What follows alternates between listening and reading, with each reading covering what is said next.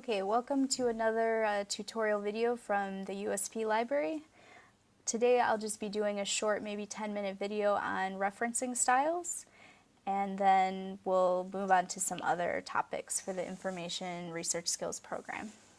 So I just want to show you a few resources that you can get to in order to learn more about how to cite your sources accurately and well. So here we are on the USP homepage, and we'll just go to the USP library page.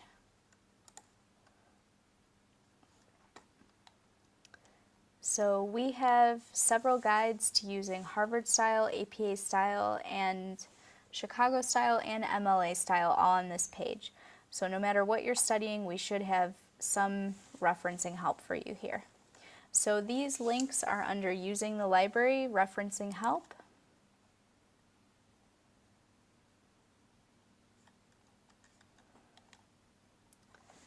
So here you'll find guides to APA, Chicago, Harvard, MLA, like I said, and EndNote.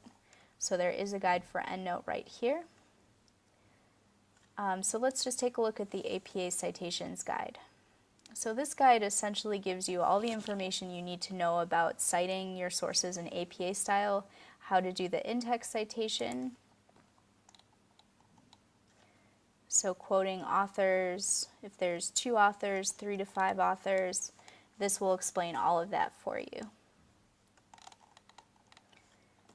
We also have how to format your reference list, how to format the articles, books, internet sources for your list. So let's look at internet sources. So this would be how to format for your references list.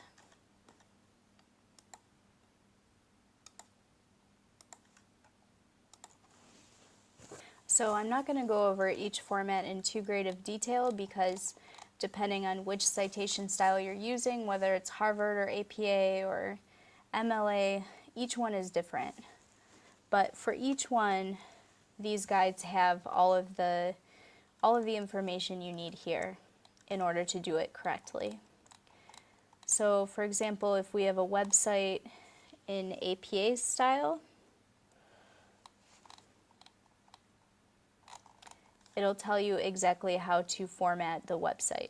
It says if you reference an entire website, you may just give the URL address in the text. No entry is needed in the reference list. So that's something that's a bit different if you're doing a website in APA style. If we go back, and let's just go back to the link that has all of the styles, let's look at Harvard style citations. It's basically set up in the same format, how to do your in-text citation, so that would be like the author's last name and the year of the article that you're using.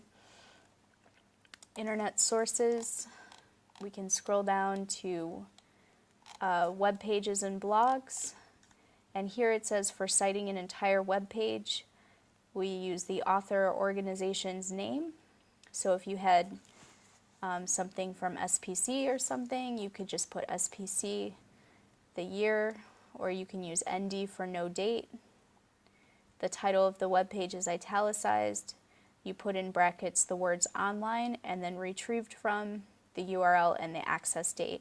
So the access date would be different from the date that it was published. So if the web page has a year, and let's say that the web page was published in 2013, but we accessed it today, you would put the date June 6, 2018 here.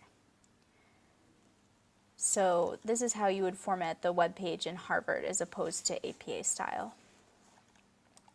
So for all of these different rules and how to do different styles, you don't necessarily have to memorize all the rules. You can just come to one of these guides. And again, these are just under Using the Library, Referencing Help. And you'll see that we have links to all of the different referencing styles. Certain schools and departments, like School of Law, have their own styles, and that's something you'll want to ask your supervisor or whoever your lecturer is which style you should be using and if they have a copy of the different rules for using that style. So you can use these as a guideline if the instructor says Harvard style or APA style or MLA style, but then ultimately you should also ask them if they have a copy of the style manual for your school to make sure that you're doing the right thing for your assignment. So APA style, this one is used more sometimes for business. It's used in the social sciences. Library science uses APA style, and it's the American Psychological Association's style for citing references. Chicago Manual of Style, this is used more for history, and this is the one that has the footnotes, if you're familiar with that. Harvard style, it doesn't have only one manual that coincides with Harvard style. So for APA and MLA and Chicago, there's a book that comes out every so many years that gives you all the guidelines of how to do those styles. And then that's where we get the information for these guides from. However, Harvard style, there's many different ways of doing it. So in your case, you may still want to check with the lecturer that it's exactly like how they want it, so you don't get any marks off. But you can find different variations of Harvard style online that you can use, and then this is the one that we teach for the undergrads as well. And then MLA is Modern Language Association. So this one's used more for literature and language, that type of thing. So if you're in FALE, you may be familiar with this. You may also know APA if you're in psychology or one of the social sciences. Or you may just use Harvard as a default style. So this one is also widely used on the USP campus. So we have guides here to all of these. And I also want to highlight one more resource for you if you're using APA, MLA, or Chicago style. So it's called the Purdue Online Writing Lab. It's a great resource published by a school in the States. So you can just go to Google and type in Purdue, OWL, Online Writing Lab.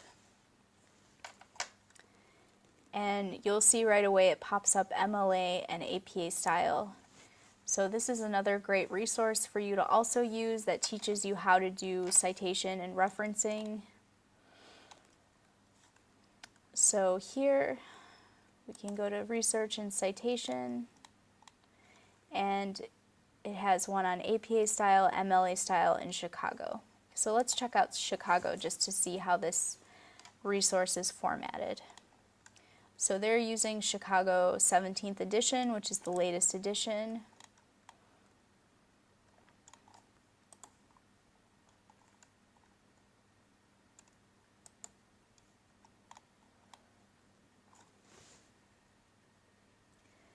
And so for each one, you'll see the general format and then how to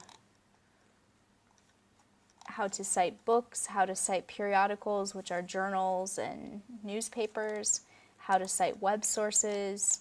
And for each one, it will give you how to do your footnote or endnote plus the corresponding bibliographical entry. So in Chicago, you also include footnotes or endnotes in the text of the paper. So you'll just put a footnote number 1 by your sentence, and then this will go at the bottom of the page. And then the bibliographical entry, this will go in your bibliography list at the end of your document. So it also gives you examples of each one, how to do your citations.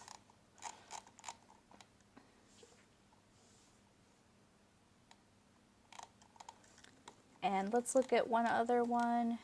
For APA and MLA, they also have a sample paper. So if we look at APA Formatting and Style Guide, it shows you how to do your in-text citations, how to format for your reference list, and it will also give you a sample paper. So if you're still kind of like, I'm still lost with my formatting, I'm not quite sure what to do, this paper here, just show it to you. This is a downloadable document that you can use that shows you everything you have to do with APA style. So technically, if you're using APA style, you have to include this running head with part of your title at the top.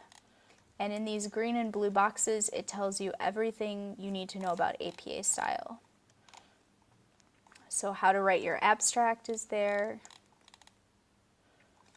when you're doing your paper, it shows you the in-text citations, so how to put in the year when you're citing somebody in the body of your document. And if we scroll all the way to the bottom, you'll also see a sample reference list. So in APA style, they call it references. And then for each one, you'll see the different entries and how they're formatted. So this website, Purdue Online Writing Lab, I highly recommend it for Chicago, APA, and MLA.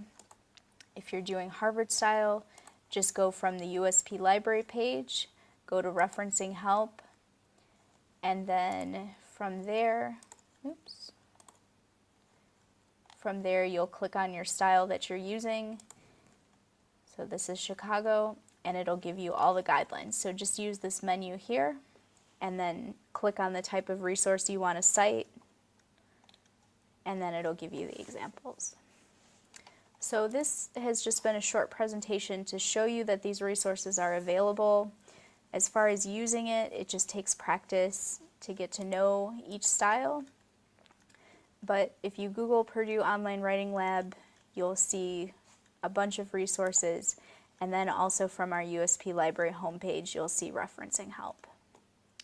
So don't hesitate to email us or ask questions if you're not sure how to do something in referencing. Make sure you talk to your instructors and everybody that you're working with to make sure you're doing the right thing. But you should be good once you've looked at this, and just know that this link is there. Okay, thanks for listening, and we'll see you again soon.